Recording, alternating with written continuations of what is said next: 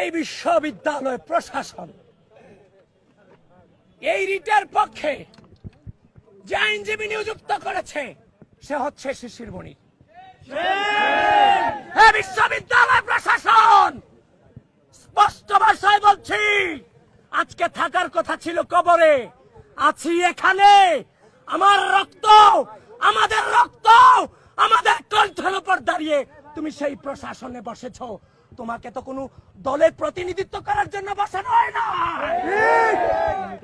ছাত্র দলের যিনি ভিপি প্রার্থী ডাকসুর, উনি বলেছেন যে শিশির মন্দির হলো জামাত সমর্থিত একজন আইনজীবী, তিনি কেন এই রিটের বা এই মামলার আইনজীবী হলেন? তিনি ঢাকা বিশ্ববিদ্যালয়ের কাছে প্রশ্ন করেছেন।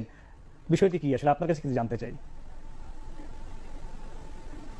আমি শুনেছি অনলাইনে, সে ছোট ভাই মানুষ, হয়তো ভুল করে বলে ফেলেছে, আমি তো মাইন্ড করি নাই। ছোট মানুষ, কথাটা হয়তো বুঝতে পারে নাই, তাই বলে ফেলেছে। এই জন্য ব্যক্তিগতভাবে আমি তার প্রতি একদম কোনো কিছু মনে করিনি। ছোট মানুষের ছোট কথা হয়েছে। কিন্তু আসলে মানে বিষয়টি কি, আপনি কি ঢাকা বিশ্ববিদ্যালয়ের আইনজীবী কি এই ডাকসু শুরু হওয়ার পর থেকে এমন না, বা এই রিটটা থেকে কিনা, সেটি একটু জানতে চাই।